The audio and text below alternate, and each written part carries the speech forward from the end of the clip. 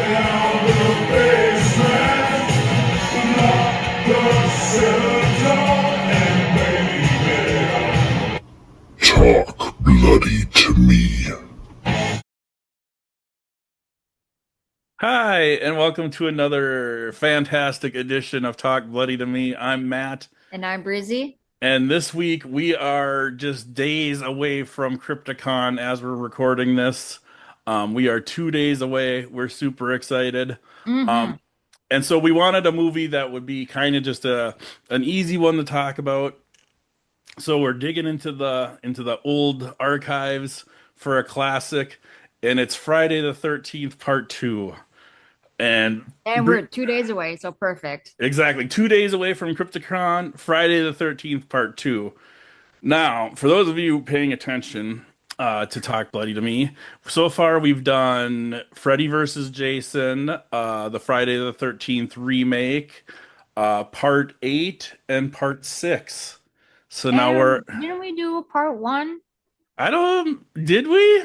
Maybe we I did. could have sworn we did. I might have to look, but I'm pretty sure we did. Because we remember, I think we talked about Ari. Oh, yeah, that does sound familiar. We'll have to check it out. Yeah, I believe so. But part two. Yeah. So part two. So part two picks up right where part one left off.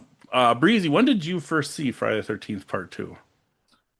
I didn't see this one in theaters because I was way too young. So Right. I did see this one on VHS. Again, renting from Coburn's at that time. Yeah. Because I kind of watched it. Well, I don't know what age I was. I think I was still young, probably like 5, 6. I was like, oh my God, this is so boring. But then when I kept watching it, I'm like, I just like love all of them. I really do. It's just hmm there's certain parts, like part 6, I didn't really care for as much. Sorry, but One of our fans is very upset that you didn't like part six better. I know. Sorry, Yeah. it But happens. yeah. Yeah, so like for me, this is one I saw later. Like I saw part seven, and then part six, and then part eight, and then part four, and then I think Jason Goes to Hell even. And then it wasn't until years later in college that like I sat down and watched part two, and I was like, and I remember thinking it was dumb. I remember thinking, oh, that's stupid. Like he doesn't even have a hockey mask. It's dumb.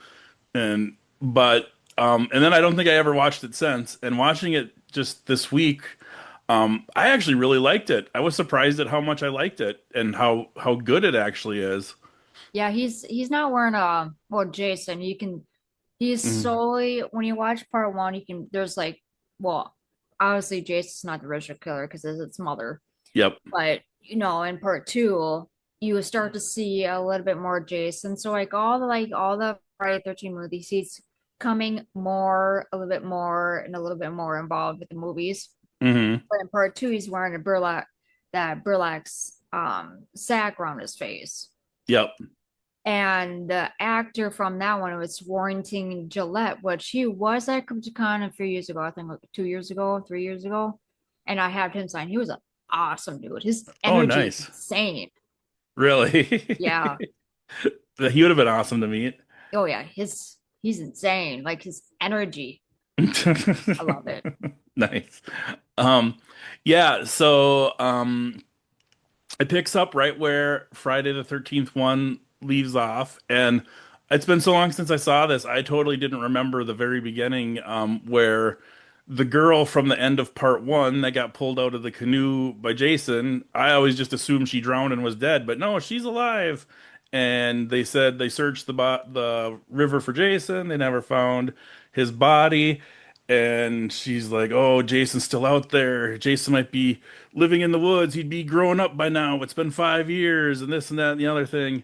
And then all of a sudden, you just kind of stab in the neck, and then it's Of course, Warren got stabbed right here. oh, probably you're probably Like right. right on the temple. Yeah, you're right. You're right. Yeah.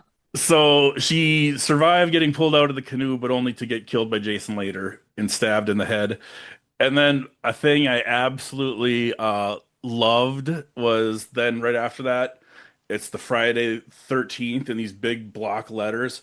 And Oh and then it yeah. just goes kaboom! It explodes and like blows the fuck up. And Yeah, I it's like love for no reason. Like it has nothing to do with anything. It's just like the producer was like, fuck it, let's blow up the logo. It's Friday yeah. 13th. Let's give it a little zazz, you know? Well, it still has like on Friday 13th part, one, it has that, but it didn't explode. Right. And the second one, it just like it comes and then you're expecting it just like sit there, but no, it explodes. Yeah, you'd think it'd be something like it would sink into the water or Yeah. it would like turn into a knife or something, but just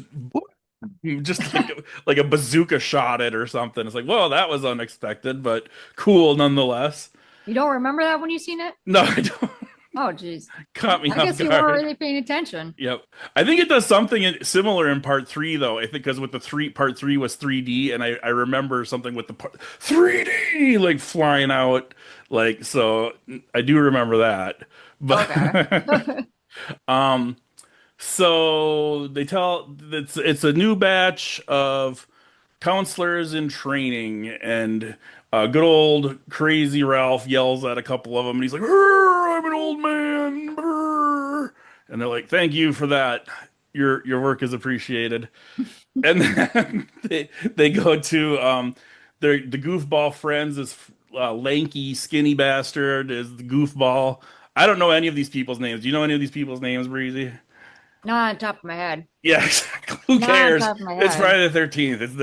It's Freddie and Steve, Yeah. and actually it's Alice, Paul, Terry, Ted, Ginny. These are people. Mark. These Well, are the Alice characters. got killed. Well, Alice was in the first one. She Alice got was in the first one. She got yep. killed. Oh, sorry, I talked out right over you. I'm sorry, you were It's saying. okay. No, I know. I remember Alice because she's the one that got killed first. Yep, The second one. exactly.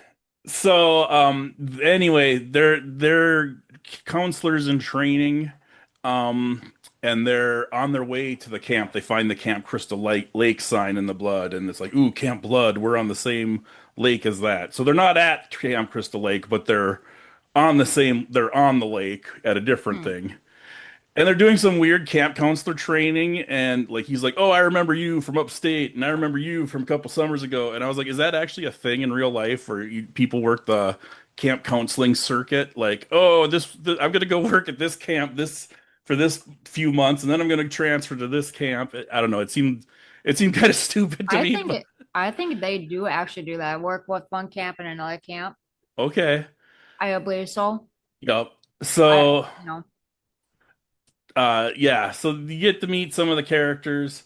Uh there's the one couple, they decide to sneak off and go explore Crystal Lake, and they get caught, and then for their punishment, they have to they get their one night of freedom where everyone's going into town to party, and those two have to stay back, and then four other shitheads decide to stay back too, because the one was just horny on Maine, was trying to get laid.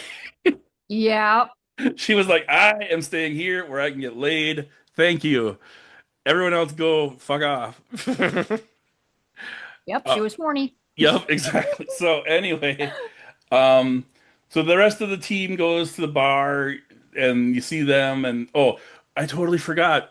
One of the most epic parts of the whole movie. So they're sitting around the campfire, and the guy's telling the story of Camp Blood and Crystal Lake and Jason, and how they say that he didn't drown, he still lives in the woods, and he's been stealing what he needs, and he's growing up now because it's been 5 years. And this is all presumably what's actually happened, like the real story of what's happened with Jason. And then he's like, and then that skinny bastard comes jumping out with like a mask on and like two spears, and he's like going like booga booga, and it's like, what the hell? Oh my God. Yeah, I was like, oh my gosh. I'm like, ooga booga. I'm like, who says that nowadays? Yes. Anywho, so anyways, those six are left behind at the camp, and then Jason starts picking them off one by one in various ways. Breezy, what's one of the kills that sticks out in your mind? Um, what sticks out of my mind? Probably really nothing sticks out of my mind. I guess like my favorite scene, I only have two favorite killing scenes actually, and Okay. in this movie. So my favorite one is probably when the couples are having sex Yup. and the Jason comes and he just takes that like sharp hook and just that. I'm like, that's what you get for having sex. Yup, Because exactly. Jason doesn't like that. Jason frowns upon that because Yep. they were having sex when they should have been watching him and saving him from drowning. So now, Hmm. fuck I you mean, they don't guys. show. I mean, I wish they would have shown. Well, this is like an old one, so Right. but I wish they. 1981. Yeah, I wish they would have showed it just a little bit more on the couples, like Uh-huh. maybe on his back going down Yup. and seeing that. Yup. That would probably be a little bit better. But yes, I like that one. Okay. And then the other one that I really liked is when that guy was in the wheelchair Oh yeah, that one's and with epic. the axe like on his like forehead. Yup. I like that too. And he's just going down the stairs. Dead. Yup. Yeah. He that Those are the two that scenes I like. that one girl was trying to hook up with him so hard, and then they were gonna meet up, and he got the axe in the head right at the top of the stairs, and then, like you said, rolls down backwards like. Uh-huh. That one's awesome. Yeah, and then the one guy gets like trapped in like one of those ropes that like whoop, and Yeah. she's like, I'll go find help, and then when she comes back, he's already dead. So that one kind of happens off camera. Oh yeah. Well, I like the comment when she's like, "Hey, I'll be right back." Oh, now don't go anywhere. That is Yeah. so like me when I say that. If somebody got like in a rope, I'm like, oh, have fun. Oh, by the way, don't go anywhere. I can totally see that too. Yeah. Um, yeah, so uh, anyway, uh, you get down to you get your usual final girl, but then also her boyfriend, I think, makes it to the end too. But they really for the most of the movie, you don't see Jason. You just kind of see his hands and his like feet and his legs. And there's a couple fake out scenes, like the one guy's playing pranks on the one girl. He shoots her in the butt with a slingshot. And nice shorts, by the way, that she has. Anyway, but and then he like steals her top when she's like swimming or whatever. So he's fucking around with her. But anyway, I totally forgot where I was going with that. Well, you Oh, you do don't see see like, Jason. So there's a couple fake out scenes. Like he steals her clothes, but you see kind of like a point of view shot, like someone's hiding, watching her, and you're like, oh shit, it's Jason. And then you see a hand reach out and like touch her clothes, and you're like, oh, it's motherfucking Jason. He's going for her. And then it's like, nope, it's just this shithead playing pranks again. So it fakes well, you out a couple times. you do kind of see like the full Jason, like the face at the very end. Yep. Yeah, towards the end when it gets down to like just the two people, you finally get to see him with his I always thought it was a pillowcase, but I think it's a burlap sack, like you said. Yeah, there you go. And it's over his head. He's just got the one little eye hole. You can see his eye zipping around in there, looking around. Hmm. And then she gives him the old wacha chop with the machete down the shoulder, a good 6, 7 inches down, and then he's presumed dead. And then they take his mask off, and they don't show his face then, but they're like, ooh, ooh, ooh. And then at the very end of the movie, spoiler alert, he comes busting through the window, and he's still got the machete stuck in him, and you see his full face, and he's got like this long hair. And this one side of his face kind of looks normal, and then this side of his face is Yep. all mutant and weird, and he's like, "Meow." Well, because he was using a pickaxe and Mm. other stuff, but he wasn't using machete. So that's after that scene, then he was starting to use the machete. I'm like, ooh, I like this knife. Was used for the rest of the movie Yep, exactly. or rest of the parts, I should say. Yep. So when we talked about Friday the 13th Part 6, we had the debate of is Jason does he start off as a human and then becomes undead in Part 6, or is he always sort of undead? And watching this one, he really does seem more like a human, like how he runs around and how he moves and like how he's running up the hill and he kind of stumbles and stuff. And so I can definitely see where people get the idea that he's, not really an undead or a zombie or anything. But here's my new theory is that he does drown as a little boy in part one, but he comes some supernatural thing brings him back to life, and every time he comes back to life, he gets a little bit he comes a little back a little less. So he's a little bit more dead each time he comes back. So he Hmm. drowns as a little boy. Somehow this cursed crystal lake brings him back to life, and he's just drowned. So he's still more or less alive. He's just mostly alive. And he goes and lives in the woods and steals what he needs and lives basically like a feral person, kind of like what they said. And then after the machete chop, I don't think anyone could actually survive that. But then he comes back in part three, and now he's even less human, and he gets his hockey mask for the first time. And then Yep. in part four, he's even less human, and then Corey Feldman chops the living bejesus out of him and takes If about I remember correctly, I think I haven't watched this in a very long time, so don't quote me on it. I'm pretty sure like in Friday the 13th, Jason Goes to Hell, when there's a I think, or it's either that one or the one in space. There's a killing scene where Jason's like laying there and you got all these like kind of odd orbs going around in there too. I don't it's one of the two. that must be I remember Jason X. I believe so. Because Jason Goes to Hell, you have it where they like the SWAT team blows up Jason right away at the beginning, and then the guy doing the autopsy like starts eating Jason's heart and basically gets possessed by Yeah. him. And then you have the various people that are sort of possessed by Jason, and then at the very end, it's like a little demon thing that comes out that like tries to run up the woman's gazooch so that she can give birth to a Jason. Yeah, so it's like yeah, he was a human and then he transformed into a supernatural. So Exactly. really it's both. Right. Why can't it be both? Yeah. That's your answer. So Oh, now we've solved it. We've solved the mystery right here on Talk Bloody to Me. Um, yep. and that's pretty much Friday the 13th part two. That's how it ends with Jason busting through the window. Reminded me of Phantasm a Oh, little bit with the ending of the busting through the window.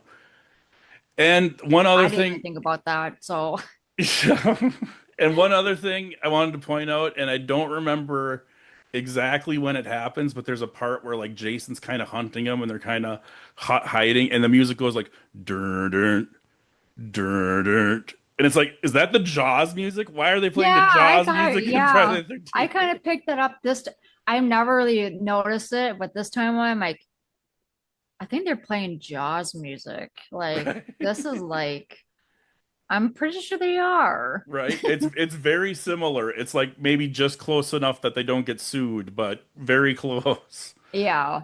Yeah. Cool. Well, Friday the 13th, part two. Thank you for listening. We will be What live. would you rate it? Oh my gosh, I'm just like wrapping it up already. Good grief. Matt forgot to rate it. I forgot to rate. What did I rate part six? Eight? Uh, maybe? I don't know. I'm gonna say seven because it is kind of slow and boring, and it was made in 1981. So by today's standards, it's a little meh.